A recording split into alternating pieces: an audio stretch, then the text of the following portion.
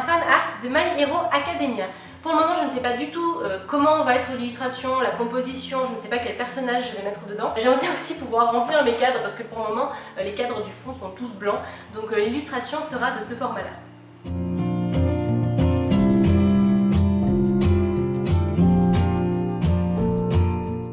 Alors, on commence avec un sketch, comme d'habitude. Jusque-là, comme c'est la reprise, il a fallu se remettre un petit peu dedans. J'ai décidé de dessiner Izuku Midoriya, autrement appelé Deku ou Dekokun, par Ochako. J'ai essayé de lui donner une pose assez dynamique, de celle qu'il pourrait prendre avant de se lancer, souvent quand il réfléchit, ou enfin avant un combat, il est souvent comme ça, en mode « Ah, je suis un peu à l'arrache, mais je réfléchis, qu'est-ce que je vais faire après ?» Mais voilà, c'est ce genre de pose-là en fait que je voulais lui donner.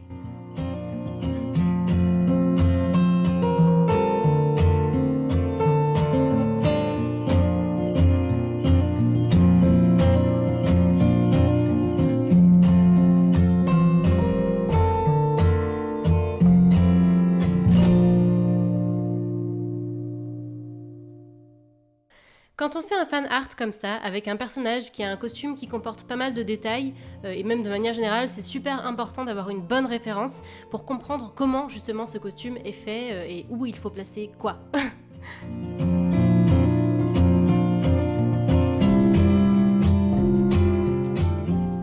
Après ça, je suis passée à l'ancrage, qui est une étape longue et longue. D'habitude, je n'aime pas ça du tout, mais depuis le Inktober de l'an dernier, je l'apprécie de plus en plus. J'aime de plus en plus utiliser le pinceau, le Pentel Brush Pen, là, que j'aime beaucoup. Même les microns, ça va, je sais pas, je prends de plus en plus de plaisir à réaliser doucement chacun des traits.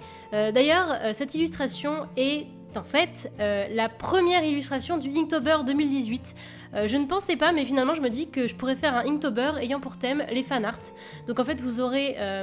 beaucoup d'entre vous m'ont posé la question, m'ont demandé si j'allais faire le Inktober cette année.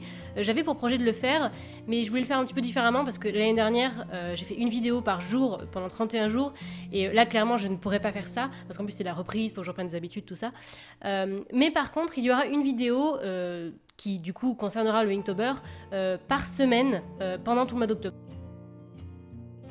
J'espère que cette idée vous plaît. On peut donc dire que le premier fanart de ce Inktober 2018 est celui de My Hero Academia. J'ai quelques petites idées pour les prochains, mais je vous invite à proposer des choses dans les commentaires parce que je ne sais pas encore ce que je vais faire pour toutes les semaines du mois d'octobre. Donc allez-y, vos idées sont bienvenues.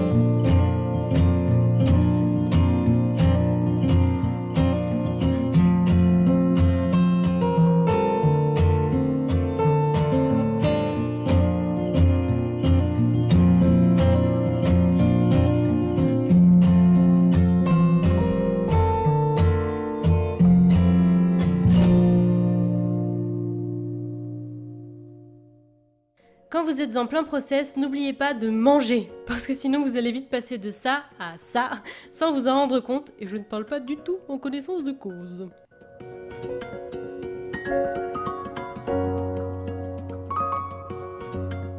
Pour ce qui est des limites ou des règles que je pourrais m'imposer pendant ce Inktober, ce sont les mêmes que l'an dernier, donc je peux quand même utiliser des marqueurs, de l'aquarelle, enfin tout médium que je trouve intéressant à appliquer sur l'illustration.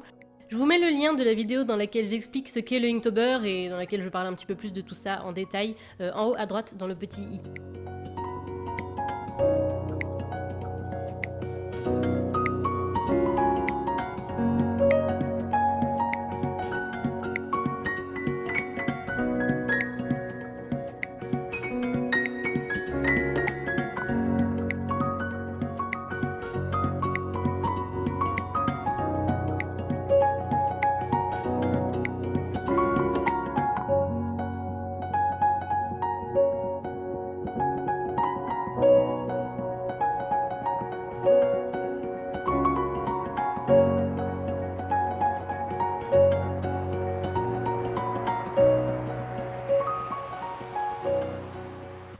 qui est à la fois très intéressant et un peu difficile à gérer avec les marqueurs, c'est le fait de devoir choisir ses couleurs à l'avance et de choisir sa palette à l'avance sur justement une palette assez limitée. Parce que, par exemple, moi qui ai l'habitude d'utiliser l'aquarelle, en aquarelle, on peut mélanger les couleurs pour faire celle qu'on veut exactement, etc.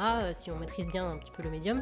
Là, avec les marqueurs, ce sont des couleurs fixes, donc je n'ai pas vraiment le choix sur la teinte, il faut juste choisir les bonnes teintes qui ne choqueront pas ensemble en fait. Donc c'est pour ça que c'est intéressant de se limiter au niveau des couleurs, en gros de ne pas appliquer toutes les couleurs qui sont présentes sur le personnage pour choisir celles qui vont donner un rendu assez harmonieux. Et j'avoue que ça n'a pas été facile, et je pense que c'est vraiment un bon exercice colorimétrique.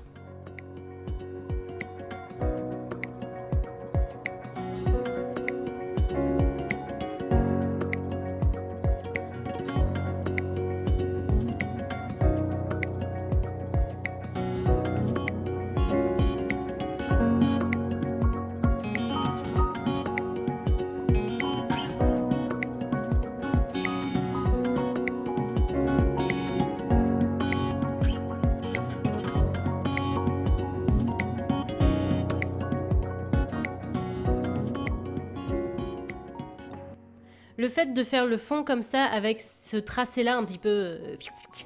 avec l'autre côté du marqueur, c'est quelque chose que je fais souvent dans mes sketchbooks. Et j'ai aussi choisi du rose parce que j'avais envie que ça aille avec mon fond.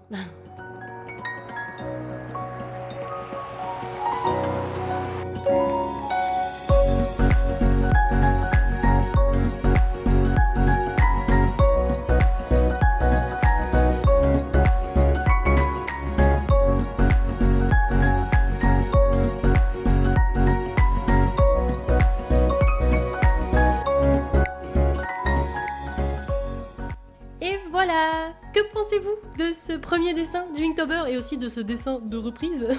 J'espère que ça vous plaît. Ce style de vidéo aussi, j'espère qu'il vous plaît.